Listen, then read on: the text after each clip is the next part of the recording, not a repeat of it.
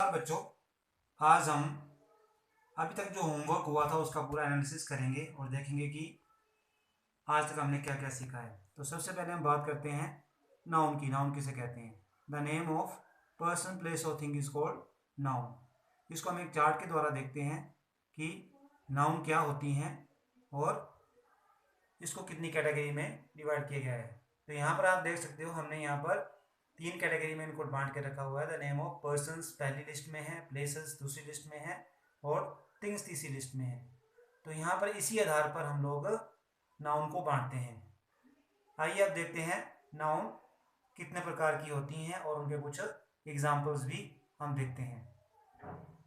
Okay, तो पहली noun देखते हैं proper noun. The name of particular person, place और थिंग। यहाँ पर पर्टिकुलर वर्ड को आप ध्यान से देखिए।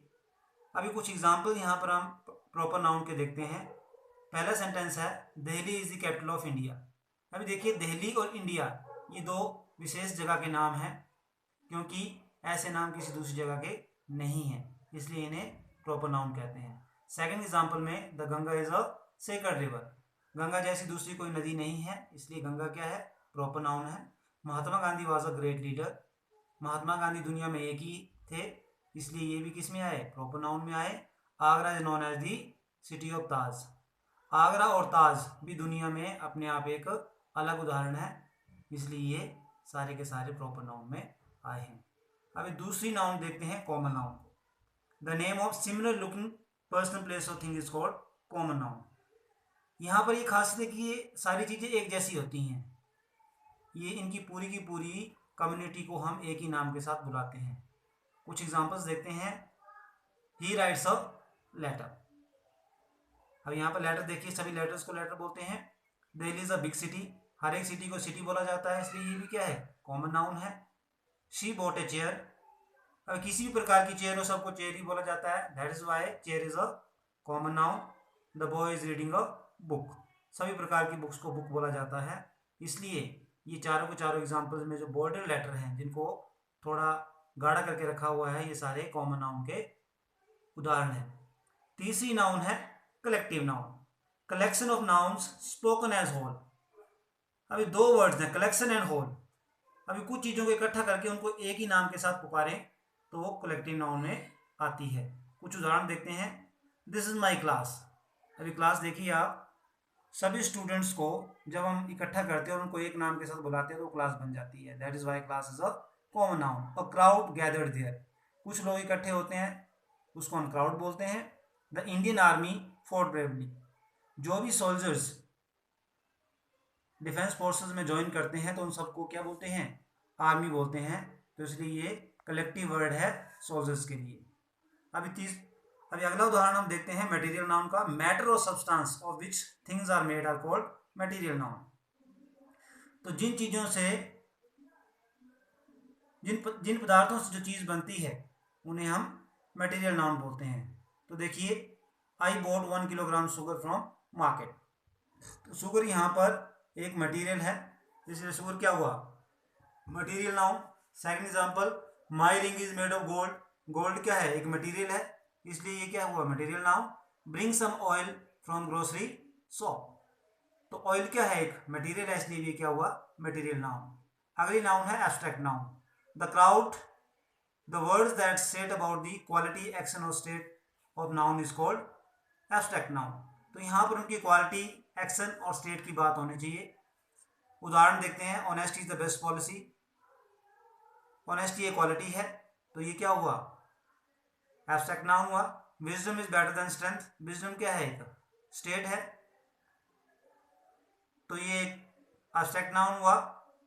Without help there is no happiness. तो ये सारे क्या है? स्टेट और क्वालिटी को बताते हैं, इसलिए ये एब्स्ट्रैक्ट नाउन हुए। अभी हम उस एक्सरसाइज को देखते हैं जो आपको 13 अप्रैल को दी गई थी। यहाँ पर देखिए, एक पैराग्राफ लिखा हुआ है और इसमें जो नाउन वाले वर्ड्स हैं उनको बोल्ड किया गया है, उनको हाईलाइट किया गया है।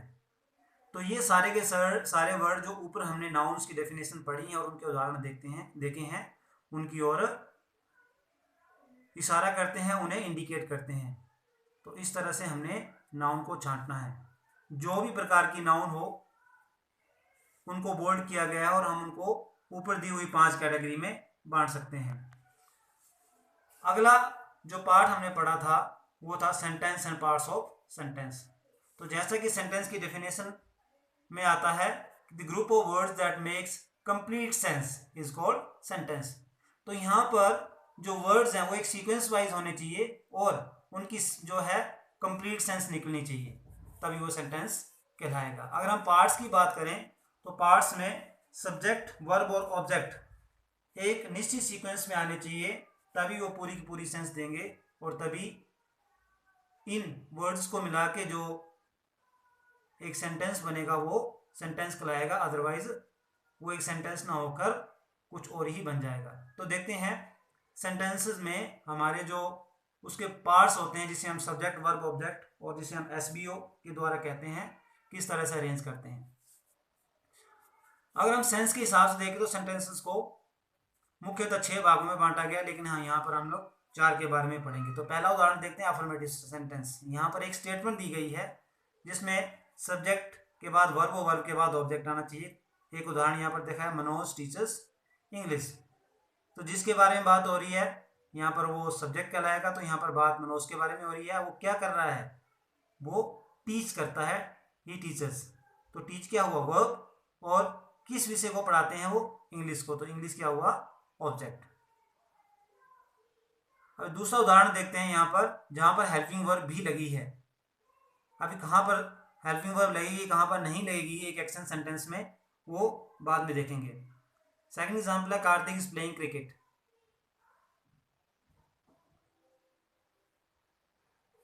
अभी यहाँ पर काम करने वाला कार्तिक है, तो कार्तिक सब्जेक्ट हुआ। ही इज प्लेइंग, तो प्ले क्या हुआ, वर्ब, और किस चीज को खेल रहा है वो, क्रिकेट, तो क्रिकेट क्या हुआ, ऑब्जेक्ट। लेकिन इसको जोड़ने के लिए जिस शब्द का इस्तेमाल किया गया है वो इज है, तो इज यहाँ पर हेल्पिंग वर्ब हुई। कुछ ऐसे वाक्य होते हैं जहाँ पर काम नहीं होता, हम व्यक्ति के बारे में या वस्तु के बारे में से जानकारी देते हैं। तो ऐसे वाक्यों को जोड़ने के लिए हम जिस वर्ब का इस्तेमाल करते हैं उसे हेल्पिंग वर्ब ना बोलकर लिंकिंग वर्ब कहते हैं। देखिए यहाँ पर क्रिस इज ए बॉय, तो यहाँ पर क्रिस के बारे में बात हो रही है, उसके बारे में जानकारी दी जा रही है, लेकिन वो कोई काम नहीं कर रहा है, तो इसलिए यहाँ पर वर्ब नहीं है, यहाँ पर ये लिंकिंग वर्ब हो गई। अगर ये वर्ब के साथ जुड़ा था तो हेल्पिंग वर्ब था, लेकिन जब ये किसी की जानकारी को पूरा करने के लिए इस्तेमाल हो रहा है तो ये लिंकिंग वर्ब हो गया। अभी सेकंड एग्जांपल है कि नेगेटिव सेंटेंस कैसे बनाने हैं। तो नेगेटिव सेंटेंस में हेल्पिंग वर्ब और वर्ब के बीच में नोट लग जाता है। ऊपर वाले उदाहरण को ही हमने नेगेटिव बनाया हुआ है, Manoj does not teach English. उसके बाद एक और उदाहरण देखते हैं जहां पर हमने लिंकिंग वर्ब को दिखाना है, Chris is not a boy. तो यहाँ पर क्रिस के बारे में जानकारी दी जा रही है और ये जानकारी नेगेटिव जानकारी है, इसलिए यहाँ पर नोट लगा है। अभी अगर हमने किसी वाक्य को प्रश्नवाचक बनाना है तो हमारी सीक्वेंस क्या हो जाएगी, हेल्पिंग वर्ब, सब्जेक्ट, वर्ब और ऑब्जेक्ट। तो देखिए हेल्पिंग वर्ब डज आ गया, सब्जेक्ट मनोज है, वर्ब टीच है और ऑब्जेक्ट क्या हो गया, इंग्लिश। अगर वहीं पर बिना एक्शन वाले सेंटेंस को इंटेरोगेटिव बनाना है तो यहाँ पर जो लिंकिंग वर्ब है वो पहले आ गई। ये देखिए यहाँ पर जो ऊपर जो क्रिस के बाद इज लगा था वो इज पहले आ गया और लास्ट में प्रश्नवाचक चिन्ह लग गया। अब यहाँ पर इंटेरोगेटिव के साथ साथ अगर वाक्य नेगेटिव भी है तो sequence helping verb, subject, note, verb और ऑब्जेक्ट हो जाएगी। और इसी प्रकार हमने इन चीज़ों को सीक्वेंस वाइज लिख देना है और हमारा वाक्य बन जाएगा। अब उसके बाद आपको एक्सरसाइज दी गई थी जिसमें आपको सब्जेक्ट, हेल्पिंग वर्ब, वर्ब और ऑब्जेक्ट को छांटना था। तो यहाँ पर जो ब्लू में दिए गए हैं ये सारे के सारे हमारे सब्जेक्ट हैं, क्योंकि इनके बारे में बात हो रही है। जो पर्पल में है, पर्पल में वर्ब और हेल्पिंग वर्ब है, और जो रेड में है ये ऑब्जेक्ट है, क्योंकि सब्जेक्ट के एक्शन की वजह से इनके ऊपर इफेक्ट पड़ रहा है, इसलिए सारे के सारे ऑब्जेक्ट हो गए। तो इस तरह से हमने सब्जेक्ट, हेल्पिंग वर्ब, वर्ब और ऑब्जेक्ट को पहचानना है। अगली चीज जो हमने पढ़ी थी वो थी वर्ब एंड इट्स टाइप। तो वर्ब क्या होता है? A word that says something about a person, place और थिंग इज कॉल्ड वर्ब। किसी नाउन के बारे में बात करने वाले शब्दों को हम वर्ब कहते हैं। अगर हम वर्ब को डिफाइन करें या इसको डिफ्रेंशिएट करें, इसको भागों में बांटें, तो दो प्रकार के होते हैं, ट्रांजिटिव एंड इंट्रांजिटिव। तो आइए देखते हैं कि वर्ब को हमने पहचानना कैसे है। पहला है, कुछ एग्जांपल्स के द्वारा देखते हैं। पहला एग्जांपल है नमन इज राइटिंग लेटर। तो हमारे दिमाग में कुछ इस तरह की तस्वीर बनती है कि कोई बच्चा है, वो कुछ लिख रहा है। तो जिस शब्द के द्वारा ऐसी तस्वीर बने, उस शब्द को वर्ब कहते हैं। अभी सेकंड एग्जांपल देखिए यहाँ पर, कार्तिक इज प्लेइंग क्रिकेट। तो जैसे ही क्रिकेट की बात आई तो कुछ तस्वीर जो है हमारे दिमाग में बनेगी कि इस तरह का कुछ सीन जो है चल रहा होगा, इस तरह का दृश्य जो होगा हमारे दिमाग में आता है। तो यहाँ पर किस शब्द के द्वारा आया? प्ले के द्वारा आया। थर्ड एग्जांपल है स्नेहा लिव्स एट तुंग। तो कुछ एक सीन जैसे पहले बना था वैसे ही हमारे दिमाग में आ गया कि कोई एक लड़की है स्नेहा, वो तुंग में रहती है। तो ये तुंग गांव का एक दृश्य है जो कि हमारे दिमाग में आता है। जिस शब्द को पढ़ने के बाद हमारे दिमाग में दृश्य आता है, उस शब्द को वर्ब कहते हैं। अगला है निहारिका इज कुकिंग। तो यहाँ पर एक लड़की है निहारिका, वो कुछ पका रही है। क्या पका रही है पता नहीं। तो जिस शब्द के द्वारा एक कुक करने का जो दृश्य है हमारे दिमाग में आता है, उसे वर्ब कहते हैं। तो इस तरह से आपने वर्ब को पहचानना है। अब यहाँ पर हम देख सकते हैं कि जो सब्जेक्ट है, व्यक्ति कुछ काम कर रहा है और उस काम के द्वारा कोई चीज प्रभावित हो रही है। तो